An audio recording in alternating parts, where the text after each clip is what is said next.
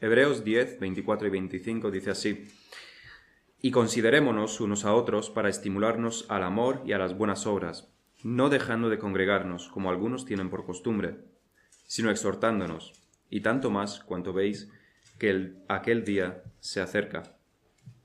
En Estados Unidos, una organización cristiana hace encuestas cada 2 años para ver el clima espiritual del país en general y de las iglesias evangélicas, de los evangélicos en particular. Para el año 2016 se entrevistaron a 3.000 personas en total.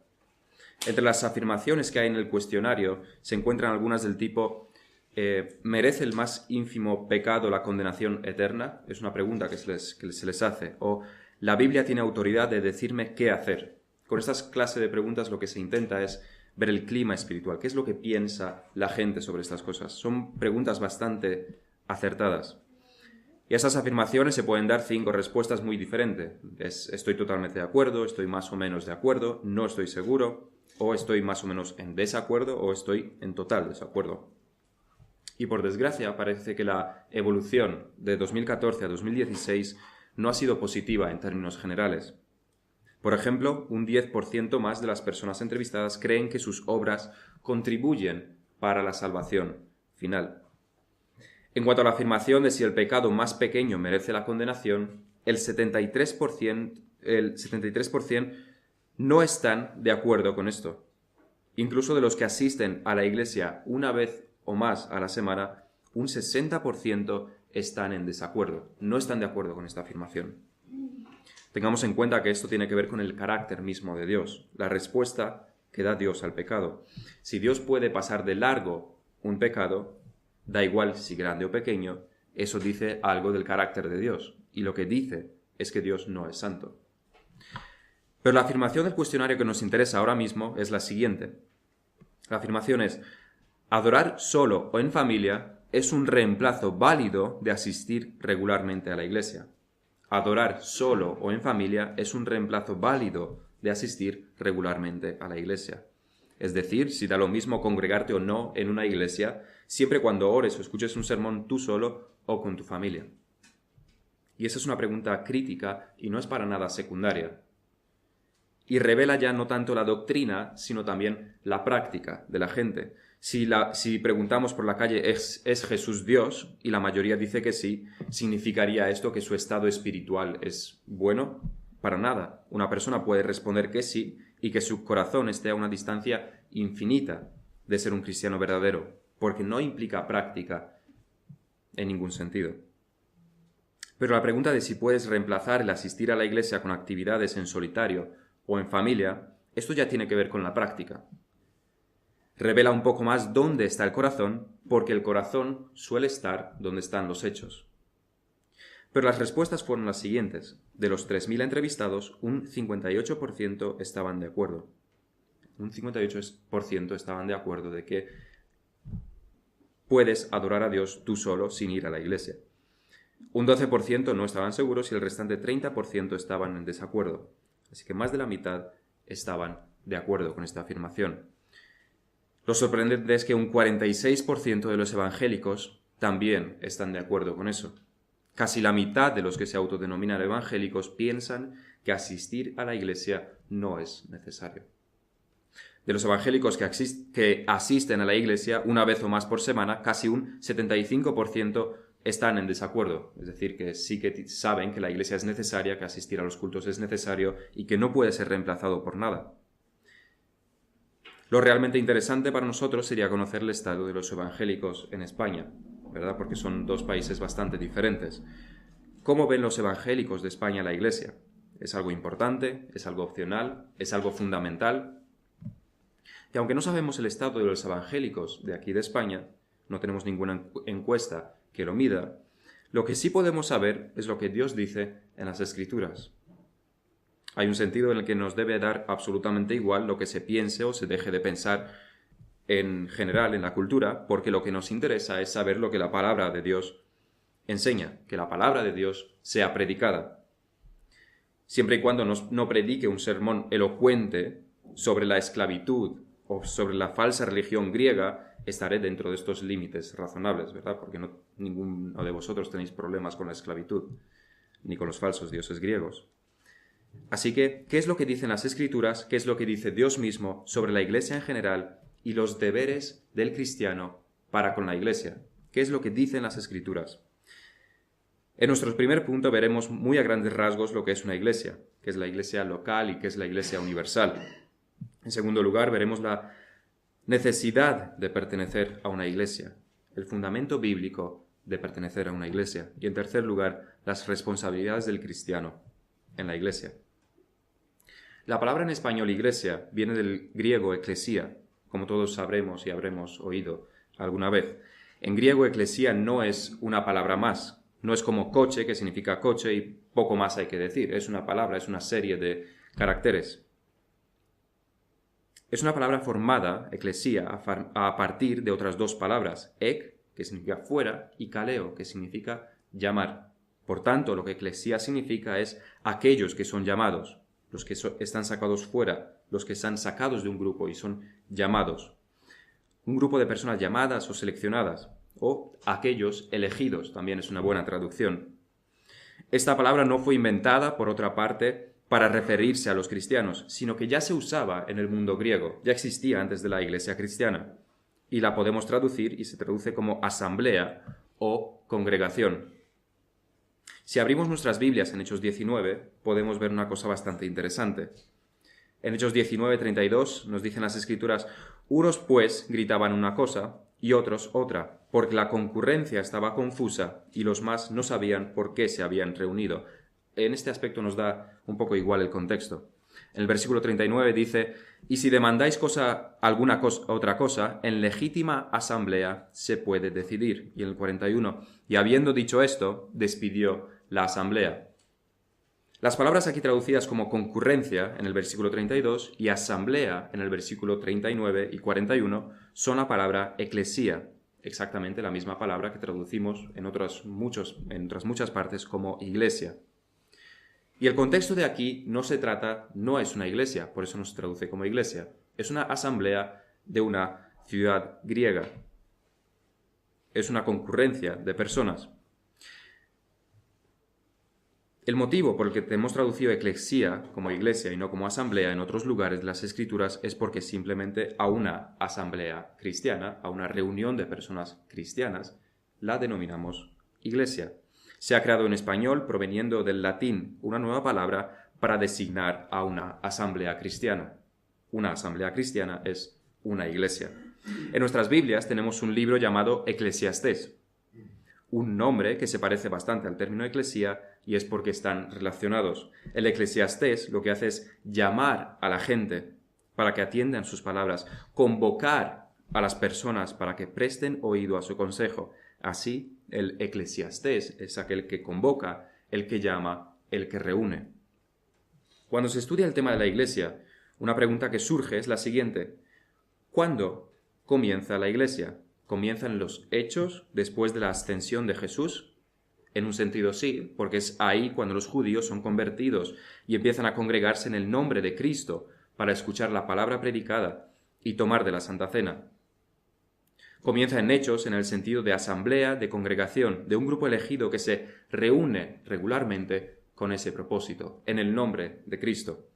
Pero por otro lado, la iglesia existe desde el principio del mundo, en el sentido de que Dios siempre tuvo unos elegidos, unos llamados que le servían a Él con sinceridad y con perseverancia. Ahora bien, esto no es el pueblo de Israel. La grandísima parte del tiempo, el pueblo de Israel fue una nación apóstata, completamente, que adoraba a otros dioses que hicieron todo el rato lo aborrecible delante de Dios. La iglesia, como la entendemos en el Nuevo Testamento, no se corresponde al Israel del Antiguo Testamento, ni tampoco al Israel de nuestros días. En el texto que leímos en Primera de Reyes 19, vemos que la experiencia de Elías, todo Israel era apóstata. Él se veía como el único que había quedado. Todos corruptos, todos infieles, todos habían abandonado los caminos de Jehová. Dice Elías 2 veces: he sentido un vivo celo por Jehová, Dios de los ejércitos, porque los hijos de Israel han dejado tu pacto, han derribado tus altares y han matado a espada a tus profetas, y solo yo he quedado, y me buscan para quitarme la vida. Esto es una nación entera, y Elías dice, solo yo he quedado. Pero Dios le dice otra cosa, en último versículo, y yo haré que queden en Israel 7,000, cuyas rodillas no se doblaron ante Baal, y cuyas bocas no lo besaron. Aunque a los ojos de Elías él estaba solo, Dios hizo que no lo estuviese. Y eso es lo que las Escrituras se denomina como remanente. Siempre hubo un remanente en Israel. No todo lo que desciende de Israel es Israel, nos recuerda el apóstol Pablo. No todos los circuncidados son hijos de Dios. Pero de entre estos, Dios tuvo un pueblo, unos elegidos, que estaban circuncidados no solamente en la carne, sino también en el corazón, verdaderos creyentes. De su número son, por ejemplo, los que más nos suenan, Moisés, Josué, Samuel, David, Jeremías, Ezequiel, Daniel, Esdras y Nehemías, todos los profetas menores, y muchos otros que no son mencionados en las Escrituras específicamente. Todos estos eran creyentes verdaderos, eran el Israel espiritual, contenido en el Antiguo Testamento dentro del Israel carnal. Y este Israel espiritual, este remanente, es el que se convirtió en Hechos, después de la ascensión, en la Iglesia cristiana. Los verdaderos hijos de Dios, este remanente, fue el que aceptó a Cristo. El Israel espiritual se convierte en la Iglesia del Nuevo Testamento. Y después se les unen los elegidos de todas las naciones, como vemos en los Hechos, y también podemos comprobar hoy en día. Nosotros venimos de las naciones. Así que esto nos lleva también a preguntarnos qué es exactamente una iglesia en el sentido del Nuevo Testamento. Y son dos los sentidos en los que se utiliza. El primero, y es el que cuando escribimos, lo escribimos con I mayúscula, es la iglesia invisible, la iglesia universal, de la que solamente los verdaderos creyentes forman parte. Son los redimidos por la sangre de Cristo, los justificados, los salvos, tanto del Antiguo Testamento como del Nuevo Testamento. En este sentido lo utiliza Pablo cuando dice en Efesios 5, maridos, amad a vuestras mujeres, así como Cristo amó a la iglesia y se entregó a sí mismo por ella. Pablo se está refiriendo aquí a la suma de los verdaderos creyentes, del pasado, del presente y del futuro. El segundo sentido es el de iglesia local. En Gálatas 1, por ejemplo, Pablo escribe a las iglesias de Galacia. Pablo, apóstol, no de hombres ni por hombres, sino por Jesucristo y por el Dios Padre, por Dios el Padre que lo resucitó de los muertos, y todos los hermanos que están conmigo, a las iglesias de Galacia. A estos les escribe, a las iglesias de Galacia. Pablo aquí no se refiere a la iglesia universal, porque universal solo hay una. Y él lo dice en plural. Se refiere a las iglesias locales de Galacia, a las iglesias visibles, a las que se puede tocar y palpar. Y eso es lo que a nosotros nos interesa aquí, y que tiene que ver con la encuesta que mencionamos al principio. ¿Qué es una iglesia? Debemos empezar por lo siguiente. La iglesia nunca está conformada por una sola persona. La iglesia, en la grandísima mayoría de los casos, tampoco está conformada por una familia. Eso es un concepto totalmente ajeno a todo lo que podemos encontrar en las Escrituras.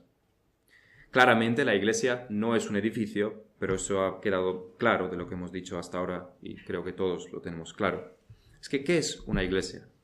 La iglesia es una institución conformada por creyentes que se reúnen en el día del Señor, en el nombre del Señor, para ser enseñados por la palabra, orar, tomar de la Santa Cena y cantar himnos de alabanza. Además, tiene una estructura definida. Una iglesia tiene pastores y ancianos que se ocupan de la congregación principalmente por medio de la predicación. Cuando nos reunimos en el día del Señor como hoy, podemos decir, esta es la iglesia local. Sin embargo, si un martes Krina y yo nos vamos a casa de mis padres, eso no es una iglesia. En primer lugar, porque no nos reunimos con el propósito de adorar a Dios, porque no hay una estructura definida y porque no es el día tampoco del Señor. Digámoslo de otro modo, la iglesia local es algo más formal que una simple reunión. Es algo premeditado, es algo planificado, que tiene un orden y tiene un propósito, y tiene un tiempo también. Cuando la iglesia se reúne de esta forma, Cristo promete su presencia especial, de un modo que no ocurre cuando simplemente nos visitamos los unos a los otros. Eso es lo que se nos dice en Mateo 18:20, porque donde están 2 o 3 congregados en mi nombre, allí estoy yo en medio de ellos.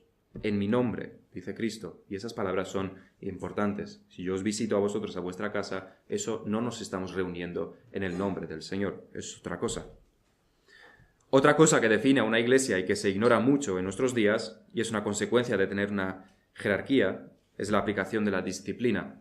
La iglesia es aquella en la que se aplica la disciplina.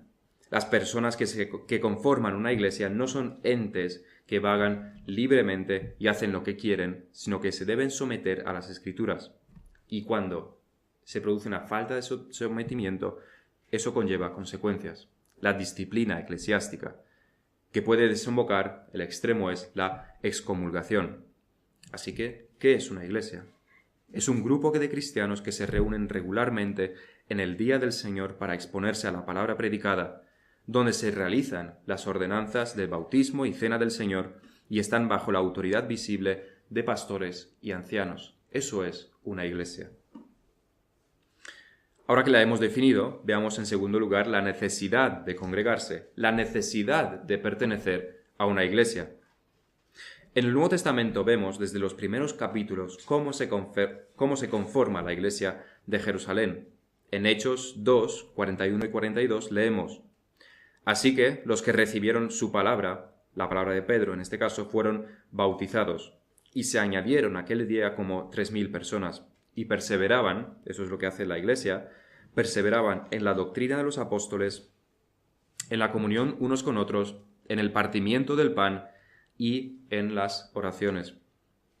Vemos aquí las ordenanzas, bautismo y santa cena. Vemos que perseveran en la doctrina de los apóstoles. Y vemos que hacen esto de forma corporativa, teniendo comunión unos con otros. No son entes a cientos de kilómetros de distancia. Y también se nos dice aquí que oraban, pero esto es muy obvio. Es tan obvio como decir que respiraban. La iglesia siempre debe estar envuelta en oración. Después vemos que las iglesias de Jerusalén fueron perseguidas, así que la palabra fue predicada más allá de Jerusalén. Y en todo lugar donde había convertidos se formaban iglesias. Eso es lo que se nos dice en Hechos 9. Entonces las iglesias tenían paz por toda Judea, Galilea y Samaria, y eran edificadas andando en el temor del Señor y se acrecentaban fortalecidos por el Espíritu Santo. Donde se predicaba la palabra y había convertidos, se conformaban iglesias. De los viajes de Pablo el resultado fue más de lo mismo, más iglesias. Hechos 15:41 nos dice: y pasó Pablo por Siria y Cilicia confirmando a las iglesias. En Hechos 16:5, así que las iglesias, estas son otras iglesias, eran confirmadas en la fe y aumentaban en número cada día. Algunos utilizan el término de plantador de iglesias para Pablo, porque lo que hizo fue fundar iglesias, fundó muchísimas iglesias. Sin embargo, en un sentido, ese no fue el propósito de Pablo. Pablo no quería fundar o plantar iglesias. Este no era su último propósito, su propósito principal. Lo que Pablo quería era predicar la palabra, predicar el evangelio de salvación a judíos y a gentiles, y eso es lo que hizo. Ahora bien, de haber convertidos, lo que naturalmente ocurrió fue que se formaron iglesias. Iglesias en Roma, en Éfeso, en Galacia, en Tesalónica. Se formaron iglesias. Lo que podemos aprender de todo esto es muy simple. Cuando el evangelio es predicado, cuando el Espíritu Santo convierte a las personas, el resultado es iglesias. Y esto ocurre de forma natural. Cuando los judíos se convirtieron en Pentecostés, lo que hicieron fue perseverar en la enseñanza de los apóstoles, ponerse bajo su autoridad, ser enseñados por ellos, recibir el bautismo y la Santa Cena, tener comunión unos con otros. Y esto ocurrió en cada uno de los lugares donde hubo creyentes, en cada uno de los lugares. En sus corazones nació un deseo irreprimible de juntarse con otros cristianos, de tener comunión unos con otros, de estudiar las Escrituras, de someterse a pastores y ancianos. Nadie les puso una pistola en la cabeza para obligarlos a que se reunieran. Salió de su corazón, de un corazón regenerado. ¿Y qué es lo que ocurre en nuestros días? ¿Por qué los que se llaman a sí mismos cristianos no se congregan? ¿Por qué no hay una seriedad en los deberes hacia la Iglesia? ¿Por qué muchos se comportan como meros espectadores sin deseos de formar parte de una iglesia? ¿De dónde toda esa falta de compromiso con la Iglesia. Viendo en Hechos el cristianismo verdadero y también a lo largo de la historia, y comparándolo con mucho de lo que hay en nuestros días, no podemos llegar sino con la conclusión de que lo que hay en nuestros días es un cristianismo falso. Aquellos que se llaman a sí mismos cristianos y que no buscan una iglesia o van por las iglesias como de flor en flor, pueden ser dos cosas: o simplemente no son cristianos, o si son cristianos están en una situación de decadencia espiritual gravísima. Ambos casos se resuelven con arrepentimiento. El bebé que no desea la leche materna es un bebé o bien enfermo o bien muerto. El cristiano que no quiere congregarse o está enfermo o está muerto. El Espíritu Santo obra ese deseo en todo nacido de nuevo. Pero este deseo no es solamente implícito en lo que hemos leído, no está solamente implícito en el libro de los Hechos, sino que es también un mandamiento bastante explícito. De manera natural, los cristianos se juntaron y formaron iglesias, pero con el tiempo, algunos, por la presión social, empezaron a dejar de reunirse con sus iglesias. Y la presión social no en el sentido de que eran simplemente mal vistos en la sociedad, sino por persecución y por exclusión social. Eran factores externos que ponían en peligro su integridad física. Y a esto se les dice en el texto que hemos leído en Hebreos 10. Mantengamos firme, sin fluctuar, la profesión de nuestra esperanza, porque fiel es el que prometió. Y considerémonos unos a otros para estimularnos al amor y a las buenas obras, no dejando de congregarnos, como algunos tienen por costumbre, sino exhortándonos, y tanto más cuanto veis que aquel día se acerca. Si el autor de los Hebreos fuera un evangélico de nuestros días, diría algo como: bueno, lo importante es que os mantengáis firmes en vuestros corazones, como también dice aquí. Si no os congregáis, no pasa nada, porque lo importante es el corazón. O podría decir: bueno, no hace falta que vayas a la iglesia, puedes orar y leer la Biblia y ponerte a tu predicador favorito en tu móvil, y eso es suficiente. O podría decir: eso de ir a la iglesia en tiempos de persecución es muy, muy legalista, y Dios quiere que seas feliz. Si se les manda en las Escrituras a los cristianos congregarse incluso en tiempos de persecución y de gran peligro, ¿qué es lo que se les diría a los cristianos que, sin ningún motivo bien fundamentado, no se quieren congregar, sino que van por libre? ¿Qué es lo que tendrían que decirle las Escrituras a esta clase de cristianos? Las catacumbas de Roma nunca habrían sido utilizadas como lugares de culto si los cristianos no hubieran entendido la suma importancia de congregarse, pero lo entendieron. Así que hay un deseo interno natural plantado por el Espíritu Santo para congregarse. Tenemos en Hebreos un mandamiento explícito para congregarse, y existe otro argumento, y es que no puedes cumplir las Escrituras si no te congregas en una iglesia. Las Escrituras nos demandan que amemos a nuestro prójimo como a nosotros mismos. Y esta gente que va a las iglesias como la abeja de flor en flor están supuestamente llenas de amor. Usan palabras llenas de amor. Incluso ponen voz suave y hablan sobre cosas muy bonitas: flores, amor, perfumes y cosas así. Pero no pueden pasar varios años en una iglesia, e incluso varios meses tampoco pueden, porque no aguantan a sus hermanos. No aguantan la comunión fraternal con otros cristianos, porque al parecer de vez en cuando estos pecan. Sorpresa. Es que ellos no tienen amor, pero yo sí, así que los abandono. Luego va a otra iglesia y está ahí un tiempo y la abandona también. Es que ahí son todos muy malos.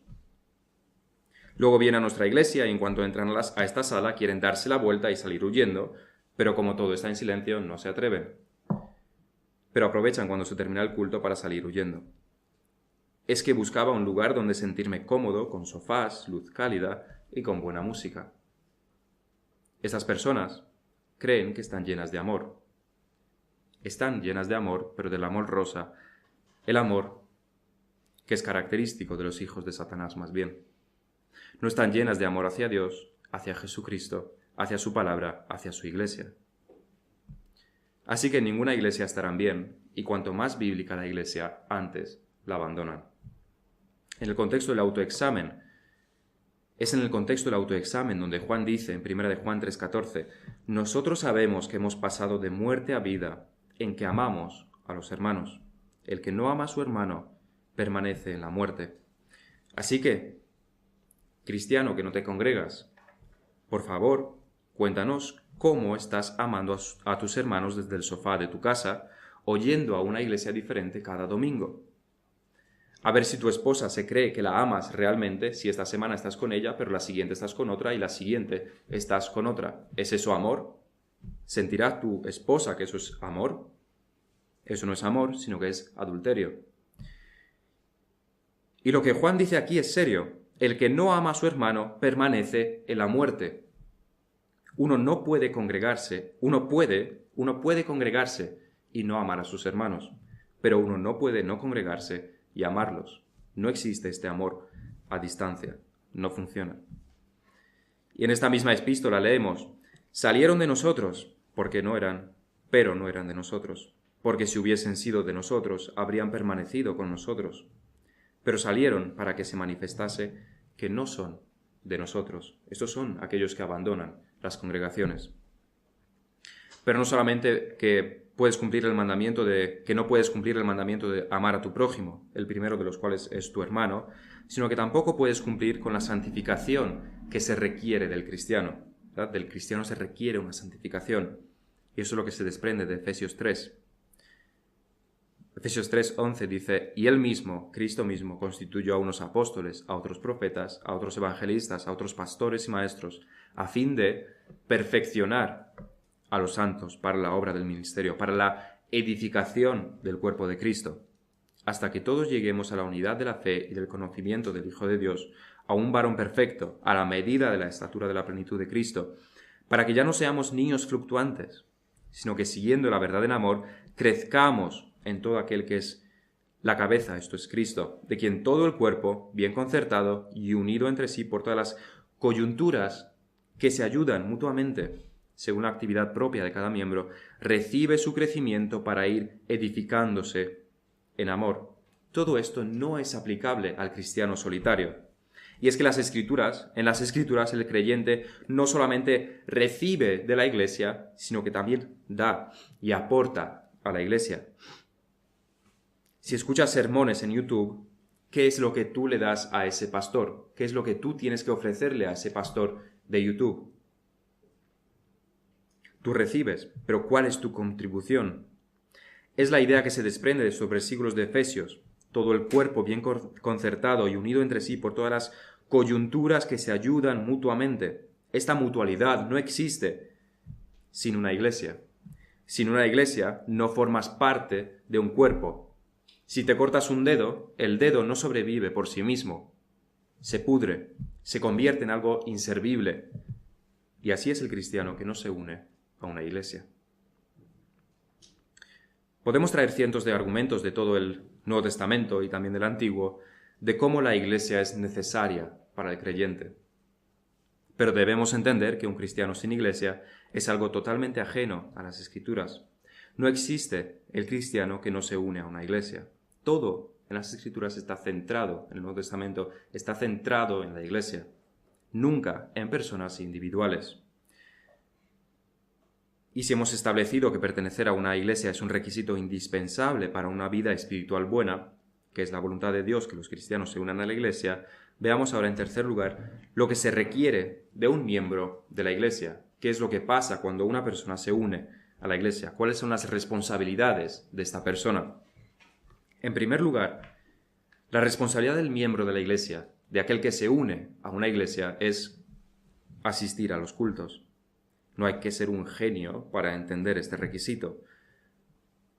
Ya me dirás cómo serás alimentado espiritualmente si no apareces por la iglesia cuando se predica. O cómo piensas tener comunión con los hermanos desde el sofá de tu casa. O cómo tomar de la Santa Cena si no apareces por aquí. No se puede separar la iglesia, lo que es una iglesia local, de los cultos de los domingos. Y no se puede separar la membresía de una iglesia de la asistencia a esos cultos. ¿Habéis visto alguna vez a una oveja que decida quedarse en el redil y no salir a pastar con las demás ovejas? Si lo hace un día y otro día, al final terminará muriendo de hambre. Es más, el pastor no la dejará. Y lo que le ocurre a esa oveja es que está enferma. Si no quiere salir a pastar con las demás ovejas, es que está enferma, es que tiene un problema. Y faltar los cultos solamente agravará ese problema. No son pocos los que dicen que la apostasía se revela más claramente cuando una persona falta a los cultos de la iglesia. Uno puede ser apóstata y, por supuesto, estar en una iglesia, sí, pero ¿puede uno no ser apóstata y no asistir a los cultos? El cristianismo individual no existe. Es una leyenda que no tiene nada que ver con las Escrituras. El cristiano solitario y el lobo solitario solamente tienen en común en que los dos son un animal irracional. De nuevo, escuchemos el texto de Hebreos y considerémonos unos a otros para estimularnos al amor y a las buenas obras, no dejando de congregarnos. ¿Qué excusas puedes tener para faltar los domingos a los cultos? ¿Enfermedad? Por supuesto. En el trabajo también te dan libre si estás enfermo. Nadie te obliga a ir si estás enfermo. Pero si al mínimo tosido faltas, no vas a durar mucho en ese puesto, como es normal. Y en la iglesia revela un mal estado espiritual. Estás fuera de viaje, debes saber que el día del Señor debes santificarlo y eso significa, en primer lugar, que debes reunirte con la iglesia. Deberías planear tus viajes de tal modo que puedas encontrar una iglesia donde congregarte. Pero no se te ocurriría no ir al trabajo porque te has olvidado ponerte el despertador o porque llovía y hacía frío. Esas cosas son más bien excusas de niños. Se espera de las personas adultas que lo entiendan. Asistir a los cultos no es solamente un deber. Es como decir que comer es un deber. Es un deber. Comer es un deber cuando estás enfermo y no te apetece. Entonces sí es un deber. Pero para una persona normal, comer es una necesidad y comer es también un placer. Y damos gracias por la comida que comemos porque entendemos que es una bendición de Dios. La situación con asistir a los cultos es exactamente la misma. Cuando estás enfermo espiritualmente, asistir a la iglesia puede convertirse solamente en un deber, no es un placer. Pero, ¿dónde vas a curar tu enfermedad? Si no es en un hospital, si no es en la iglesia. Además es un deber, da igual cómo estés espiritualmente, tu deber no cambia, debes congregarte, eso es lo que mandan las Escrituras. Y si estás sano espiritualmente, asistir a la iglesia para escuchar la palabra de Dios predicada debe ser el más grande privilegio que Dios te ha dado. Te unes al pueblo de Dios para adorar a Dios. No es una carga, es todo lo contrario. Lo vemos en el Salmo 133:1. Mirad cuán bueno y cuán delicioso es habitar los hermanos juntos en armonía. En segundo lugar, se espera de un miembro de la Iglesia que entienda y se someta a la autoridad de la Iglesia. Que lo entienda, es decir, que sepa que Dios ha instituido una autoridad en la Iglesia, y esa autoridad son los pastores, ancianos, obispos. En la Iglesia hay una jerarquía y la grandísima mayoría de miembros nunca están en lo alto de esa jerarquía. Se requiere que entienda lo que es una autoridad, no solamente un amigo que hace sugerencias de vez en cuando. Es algo más. Por tanto, debe someterse a la autoridad, debe hacer caso de lo que se demanda de él. No en vano, a los pastores también se les denomina ancianos. Son ancianos porque están llenos de sabiduría, más que la mayoría. Tienen un mejor entendimiento que tú de las cosas espirituales, del pecado, de lo que Dios requiere del hombre. Y en base a su posición, debes someterte a lo que se demanda. Someterse aquí significa confiar, escuchar, ponderar, aceptar lo que el pastor diga. Lo contrario de someterse es rebelión, es hacer caso omiso. En 1 Tesalonicenses 5 nos dice el apóstol Pablo: os rogamos, hermanos, que reconozcáis a los que trabajan entre vosotros y os presiden en el Señor y os amonestan, y que los tengáis en mucha estima y amor por causa de su obra. Tened paz entre vosotros. Así que, como miembro, hay alguien que preside sobre ti. Y no solamente que preside, sino que, en palabras del apóstol Pablo, te amonesta. Atención a eso, amonesta. Pablo podría haber dicho que os pastorea, que os predica, que os aconseja, pero dice amonesta, es alguien que os exhorta, es alguien que os advierte.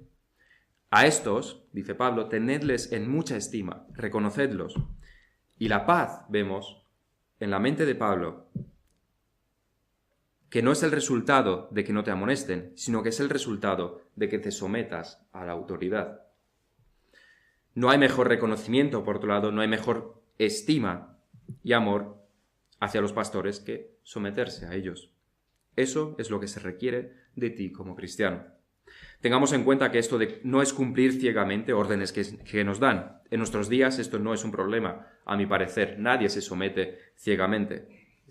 Tendemos a lo contrario. La gente es rebelde de por sí. Hace 200 años hubiera sido útil decirlo, quizás. No se debe someter uno ciegamente a una persona, sino a las Escrituras. Si lo que se requiere de ti no es bíblico, entonces no atiendas. Y si consideras que no es bíblico, será mejor, eso sí, que tengas buenos argumentos para ello, porque darás cuenta de ello en el día del juicio. No se debe uno someter ciegamente, pero sí se debe someter humildemente. No ciegamente, pero sí humildemente. La humildad falta en la mayoría de veces y no el conocimiento. En tercer y último lugar, se espera de un miembro de la Iglesia que contribuya con la Iglesia. Hasta ahora todo lo que hemos dicho es bastante pasivo. Debes venir al culto y sentarte en el banco. Debes atender a lo que se requiere de ti. Todo esto es bastante pasivo, pero también debes contribuir activamente. En primer lugar, pero no lo más importante, debes contribuir económicamente. El diezmo y las ofrendas. No son pocas las veces que se habla de esto en las Escrituras. Un pastor encontró 3 cosas que caracterizan la mentalidad de una persona que no ofrenda como debe. Estas 3 cosas son: la primera, que demuestra que no llega a comprender el precio que Cristo pagó por nuestra salvación. Cristo muere por tus pecados y tú no eres capaz de dar unos cuantos euros. En segundo lugar, muestra una comprensión inadecuada de cuál es realmente la fuente de su provisión. Una persona que no ofrenda como debe no ve que ese dinero viene de Dios, ve que lo ha conseguido por sus esfuerzos, así que no tiene por qué darlos. Y en tercer lugar, manifiesta una visión inadecuada de lo que es la ofrenda misma, porque la ofrenda es un privilegio, tal como se nos muestra en el ejemplo de Abraham y Melquisedec, en el ejemplo de David y lo que dice el apóstol Pablo en 2 Corintios y en otros lugares. Es un privilegio. Pero no solamente se debe contribuir con los diezmos y ofrendas. Dios ha dado dones a cada uno, así que se espera que como miembro descubras esos dones que tienes trabajando. Se espera que edifiques la iglesia. En el cuerpo no tenemos ningún miembro inútil. Todo sirve, y así también en lo espiritual, en la iglesia. Así que debes tener los ojos bien abiertos a las necesidades de la iglesia. Ya no eres un bebé que espera que a su madre le ponga el biberón en la boca. Ahora tienes hermanos pequeños de los que tú tienes que cuidar. De nuevo, escuchemos el texto de Hebreos y considerémonos, comienza así, y considerémonos unos a otros para estimularnos al amor y a las buenas obras. Aquí no se refiere al pastor, se refiere a cada uno de nosotros. Debemos considerarnos los unos a los otros, nos debemos estimular al amor, debemos edificarnos unos a otros, debemos contribuir a la salud espiritual de la iglesia. Es el deber de cada uno de los cristianos. Y esto comienza con una vida santa y en orden, en la vida personal y en la familia. Concluimos. Es nuestro deber y forma parte de nuestra identidad como cristianos pertenecer a una iglesia. No existe el cristiano solitario, a menos que esté gravemente enfermo o no sea cristiano. Es el Espíritu Santo el que crea esta necesidad en el que ha sido regenerado y ha nacido de nuevo. No solamente eso, sino que también tenemos mandatos específicos en las Escrituras que nos instan a ello, a congregarnos. Y ser miembros no es solamente ser un ente pasivo, sino que activamente debemos intentar contribuir dentro de nuestras capacidades y dones para el bienestar de la Iglesia, para su edificación, para ser útiles para el reino de Cristo. Que Dios nos ayude a todo esto. Vamos a terminar en oración.